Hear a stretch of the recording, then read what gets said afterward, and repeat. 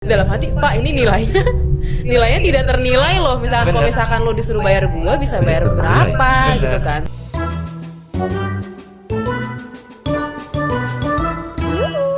Bu Gito dirujak nih. Dirujak. Biasanya ngerujak ya, sekarang dirujak. Apa tuh Neng? Siapa tuh Neng? Ada food vlogger. Food vlogger? Iya nih, yang lagi viral.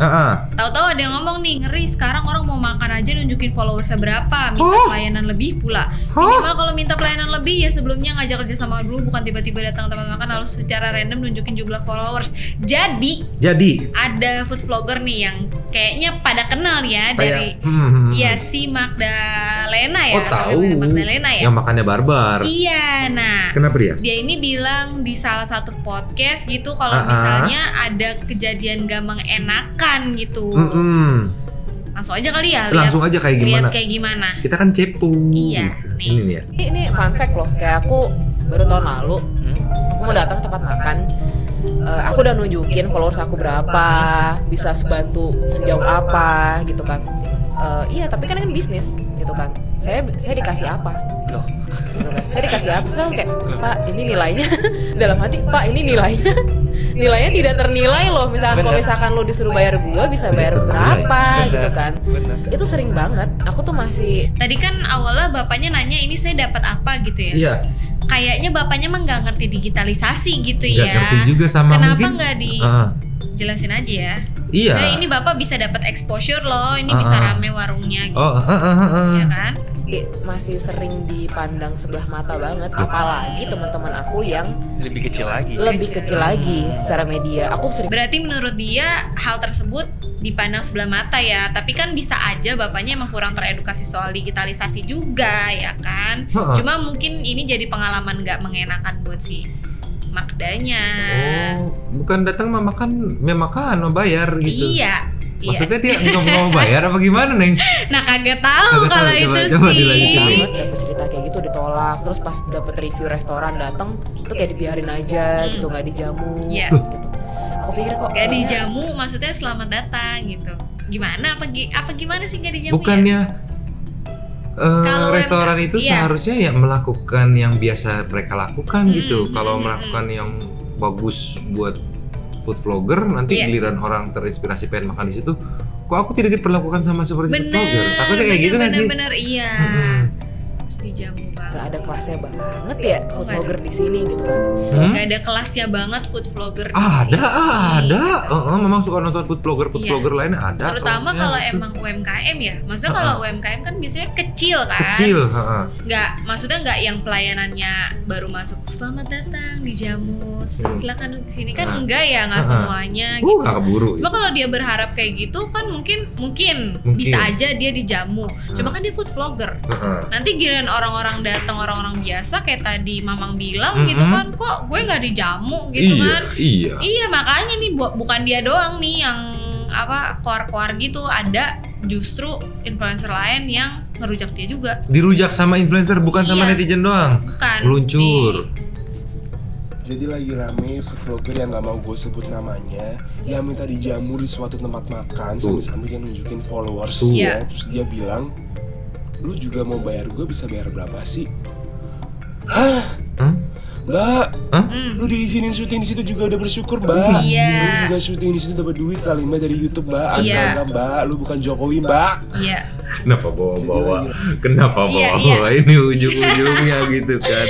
Tapi poinnya dapat sih. Poinnya dapat, setuju Maksudnya sih, kayak setuju. yang nyamperin kan Mbaknya. Iya mbaknya gitu kan, bukannya si Diundang. bukannya diundang, bukannya berharap dateng gitu. Terus dia menawarkan dia punya followers segini tuh kayak kesannya kayak proposal untuk aduh kok jadi sugujon. Memang sugujon jadi kesannya kayak mau makan nggak payah gitu kan. Iya.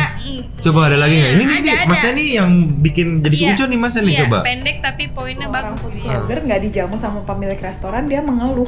Bukannya harusnya Anda happy ya Mbak? Jujur kalau gue jadi food vlogger terus orang nggak kenal sama gue malah lebih happy. Kenapa? Soalnya ya supaya nggak bias. Iya, Sampai benar. si pemilik resto itu tahu kita influencer, dikasihnya tuh yang paling bagus, porsinya Iya. banyak-banyakin. banyakin. Iya. Begitu rakyat jelata yang datang kayak gue, porsinya dikit banget, Iya. makanannya rasanya nggak jelas. Bener. Pasti kayak orang-orang yang buat nilai Michelin star kayak nggak mungkin kan kalau misalnya dia tuh dikenal sama pemilik resto. Malah yang bener kalau misalnya yang nilai itu bener-bener orang yang nggak keduga atau yang nggak ketahuan. Iya. Lagian kan pasti mbaknya juga udah banyak uang. Masa sih makan di restoran aja perlu minta barter? Dan kalaupun nggak dikasih, masa perlu sih itu menjadi duka? Seorang food vlogger nggak dijamu sama pemilik restoran, dia mengeluh. Bukannya Aduh, itu dalam banget sih kalau nggak dikasih masa sih menjadi duka. Iya sih, karena kan itu lagi suruh menceritakan suka dukanya menjadi food vlogger gitu. Tapi sebenarnya si Magdanya juga nggak ngomong sih tujuannya apa ya nunjukin followers. Iya, ceritanya kurang detail, apakah dia diundang dulu gitu atau kayak gimana. Pengen Maya gitu kan. Iya, apa gimana dia nggak ngejelasin, yang penting dia ngejelasin momen itu doang tuh. Momen itu doang. Dia ngasih tahu followers, Ambil terus itu, nggak dihargain gitu, ini kesannya bisnis menurut gitu dia kan. nggak dihargain gitu kan. Jadi mungkin yang dimaksud bapaknya ini bisnis itu, terus saya dapat apa gitu kan? Iya, karena dia juga mungkin nggak teredukasi gitu. Iya, mungkin. kayak ya udah sebenarnya Tapi mah bayar aja gitu. Iya. Paling berapa, nggak nyampe ratus juta kali Iya, makanannya. iya. Ada lagi nih, satu lagi. Ada lagi Ada. mana? Gue lagi scroll FYP lagi rame nih soal food blogger yang datang ke restoran gitu kan. Gue kepengen sedikit memberi pendapat gue ya. Sekali lagi di sini no hate ke siapa-siapa, gue hanya memberikan pendapat dari sudut pandang gue. Oke? Misalnya seorang food blogger datang ke suatu restoran dan dia berniat untuk melakukan review terhadap restoran tersebut. Terus dia bilang dong ke orangnya nih ya, yang punya restoran lah, nih gue punya followers sekian, gue mau review makanan lo gitu, bisa nggak gitu ya, lo kasih gue gratis atau apa gini gono segala macam. Nah kalau menurut gue di situ sah-sah aja, sah-sah aja misalnya dia bertanya seperti itu gitu ya. Tapi kalau misalnya dari pihak restorannya tidak bersedia untuk memberikan gratis gitu, tetap harus bayar, ya menurut gue itu lo harus bayar gitu loh. Apalagi di saat lo bilang kayak kalau misalnya lu memposting tentang itu, followers segitu banyak, pasti kan exposure-nya itu, nilainya itu tidak ternilai gitu kan. Dan gue kurang setuju di situ. Pertama gue kurang setuju kenapa? Di saat lu datang ke suatu restoran dan lu pengen mereview makanan tersebut, berarti lu udah butuh restoran tersebut. Bukan restoran itu yang butuh sama lu. Lu butuh untuk nge-review makanan di situ biar lu ada konten. Ya kan? Kalau enggak lu gak ada konten. Ibaratnya lu butuh nge-review makanan yang dia punya supaya lu bisa ada konten yang bisa untuk diupload gitu kan. Dan kedua, kenapa gue bilang lu mesti bayar? Soalnya at the first place yang butuh itu lu, yang butuh restoran itu, bukan restoran itu yang butuh lu. Lain cerita kalau misalnya restoran itu yang menghubungi lu duluan terus minta di-review. Nah kalau udah kayak gitu, lu malah harusnya minta bayaran karena memang restoran tersebut butuh lo untuk di-review biar naik engagementnya, biar naik followersnya atau naik orang-orang yang datang untuk makan di restoran tersebut. Terus kalau misalnya lu datang ke suatu restoran dan mau mereview restoran tersebut tanpa diminta oleh restoran tersebut untuk mereview, justru lu yang harus minta izin ke restoran tersebut. Kenapa? Soalnya kan lu udah jelas nih, konten lu tentang makanan doang. Lu tuh food blogger, jadi orang itu yang ada di tempat lu pasti semuanya demen makan. Jadi ngelihat lu pasti untuk mencari tahu tentang makanan. Lain cerita kalau misalnya kayak konten creator yang kayak gue, ngalur ngidul kontennya bisa apa aja gitu. Jadi orang yang masuk ke akun gue juga random gitu. Kalau ke akun lu kan berarti orang yang nonton lu adalah orang-orang yang suka makan. Nah, kenapa lu harus minta izin? Karena kan lu akan mengekspos restoran ini. Kalau sampai misalnya viral, nggak semua restoran itu mau viral. Kenapa nggak semua restoran mau viral? Misalnya restoran tersebut, especially ya, ini restoran-restoran kecil. Kita nggak usah ngomong tentang restoran-restoran gede yang ada di mall. Ini misalnya restoran-restoran yang ada di pinggiran. Kalau restoran-restoran kecil, mereka tidak mau, belum tentu mau untuk viral. Kenapa? Bisa aja kapasitas mereka itu tidak bisa menyukupi untuk misalnya kayak pendatang yang sangat banyak gitu loh. Betul. Bisa juga mereka malah takut terganggu aktivitasnya. Nih seperti waktu itu pernah ada kan yang viral, salah satu kayak perumahan gitu yang jual es krim tapi nggak ada yang jaga. Jadi setiap orang yang ngambil es krim itu langsung bayar aja, taruh duitnya di dalam kayak keranjang gitu. Akhirnya setelah viral duitnya suka jadi dicolongin kan. Jadi kan kita di sini tahu dan paham kalau nggak semua orang itu, nggak semua restoran juga mau viral. Iya. Terus di saat gue dengar ada kata-kata yang dia bilang katanya dianggap atau dipandang sebelah mata. Sebenarnya mungkin nggak kayak gitu kali ya. Karena gue yakin ya orang seterkenal apapun gitu ya. Oke, kita let's say seterkenal artis siapa ya? Raffi Ahmad. Artis Indonesia yang terkenal banget, let's say Raffi Ahmad. Nah, bener kan? Dulu awal-awal aja laki gue nggak tahu siapa Raffi Ahmad. Laki gue baru tahu Raffi Ahmad itu setelah kenal di salah satu klub mobil gitu. Jadi nggak semua orang bakal kenal sama lu gitu loh, terkenal apapun lu gitu, belum tentu gitu.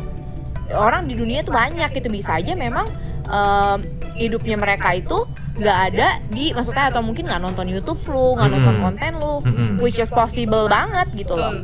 Laki gue kagak tahu satu YouTuber juga siapa, kagak ada yang tahu. Jadi ya gue rasa mungkin itu ya apa ya, pemikiran lu aja kalau lu berpikir kayak food blogger itu dianggap sebelah mata. I don't think so. Iya. Ekspektasi gitu. Mungkin si mbaknya berekspektasi karena dia food blogger datang ke restoran tuh, wah food blogger nih gitu kan. Ternyata faktanya nggak semua kenal. Jadi dari pribadi dianya aja gitu ya, tapi gara-gara ini jadi dirujak sama orang. Netizen gitu Nah, habis. karena dirujak nih si ini kan ngomongnya di podcast. Iya, nah yang punya podcastnya tuh sampai bikin klarifikasi loh. Si Samuel Chris ya. Iya. Chris. Mana tuh? Berawal dari mana?